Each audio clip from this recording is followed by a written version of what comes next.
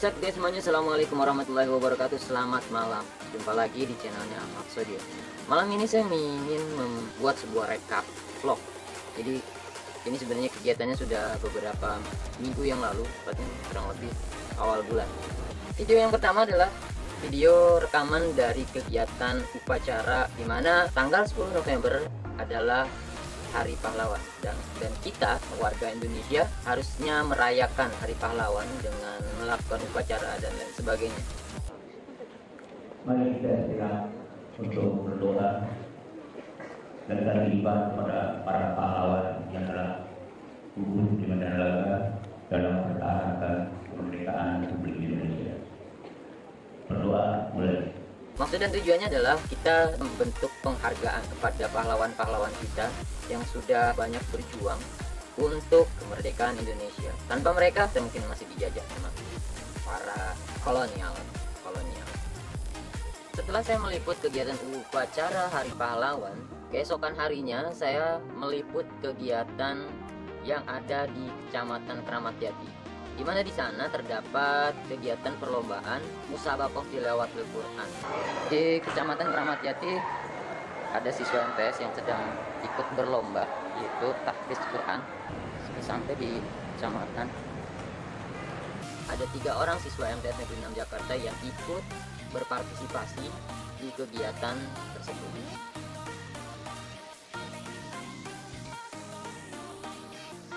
Dan ada juga 1 orang alumni MTS Negeri 6 Jakarta yang juga ikutan berpartisipasi dalam kegiatan Musabaqah Tilawatil Quran. Lomba yang berlangsung di Kecamatan Kramat Jati bukan atas nama sekolah, melainkan adalah atas nama kelurahan. 1 orang tinggal di Kelurahan Balai Kambang, 2 orang tinggal di Kelurahan Batu Ampar. Oke, cukup sekian kita liputannya, nggak sampai ke akhir. Ya,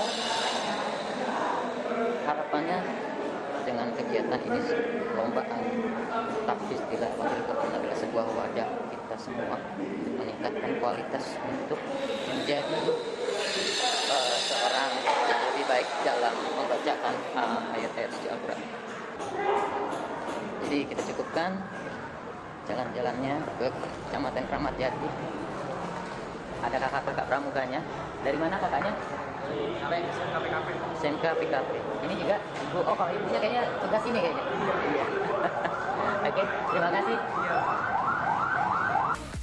Lomba Musabaqah Tilawatil Quran di Kecamatan Kramat Jati terdapat beberapa kriteria, yaitu kriteria anak-anak dan juga kriteria dewasa. Terdapat 2 macam perlombaan. Yang pertama adalah membaca Al-Quran (MTQ) dan yang keduanya adalah tahfizul Quran. Kemudian berlanjut di hari Senin ada sebuah kegiatan kelas 9, yaitu simulasi 1 UNBK.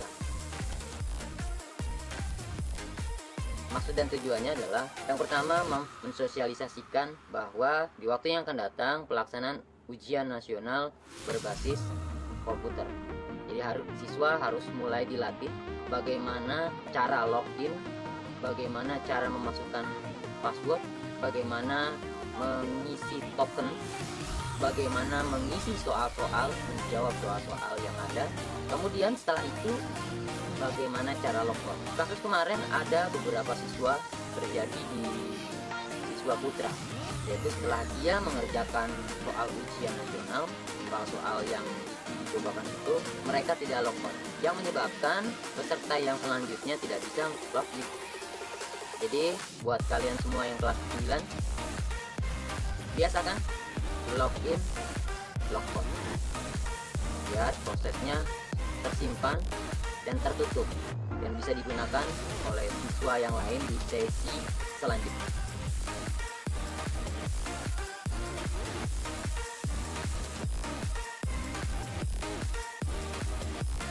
Nah, sedikit tips buat kalian calon peserta ujian nasional dari saya adalah: pertama, pada saat kalian mengoperasikan laptop yang mungkin bukan laptop kalian, kemudian ada sebuah trouble dalam tampilan laptop itu. Yang pertama yang harus dilakukan adalah berusaha jangan panik, karena dari kepanikan akan menyumbat semua pemikiran-pemikiran positif. Jadi pertama, tenangkan diri kamu pada saat ada sebuah trouble yang terjadi di laptop yang kamu pakai. Kemudian laporkan ke proktor atau pengawas. Akan ada 2 pengawas, 1 proktor. Kalau nggak salah, 2 pengawas, 1 proktor dalam tiap-tiap ruangan ujian nasional. Buat kalian yang ingin sukses dengan hasil yang memuaskan, kuncinya sebenarnya udah pasti banyak yang tahu adalah belajar. Nah, belajar itu ada tiap-tiap siswa, tiap orang punya cara belajar masing-masing. Yang perlu kalian harus pelajari adalah kalian harus memahami diri kalian sendiri, bagaimana cara belajar efektif, bisa menguasai, bisa memahami, bisa mengerti isi materi-materi yang sudah disampaikan sejak kelas 7, 8, dan 9. Dan yang selanjutnya adalah, tips selanjutnya adalah mulai dari hari ini yang belum privat atau les, silahkan privat, karena itu cukup membantu kalian dalam menambahkan wawasan, ilmu, pengetahuan untuk mengikuti ujian nasional. Setelah meliput kegiatan UNBK di hari Senin dari pagi sampai siang, saya kemudian meliput kegiatan ekskul futsal.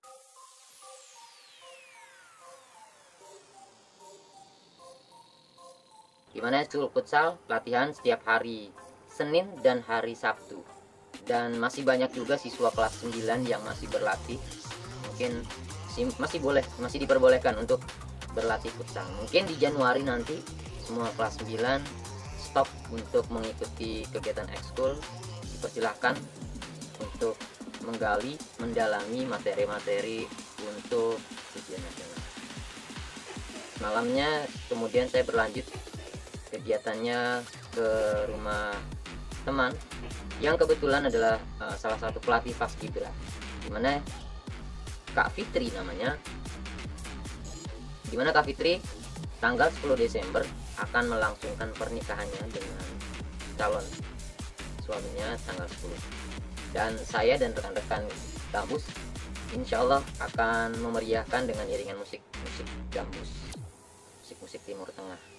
Kita ngobrol di sana dari jam 8:30 sampai jam 11:30. Yang diobrolin apa? Yang diobrolinnya itu musik. Coba itu. Ini banget malam-malam.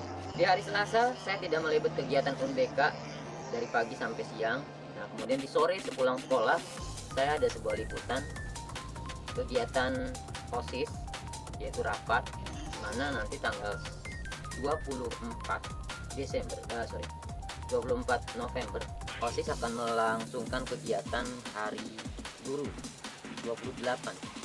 Mungkin kegiatannya di tanggal 28 ada lomba-lomba. Kalau nggak salah informasi tadi ada 10 ke 9 ya, lomba.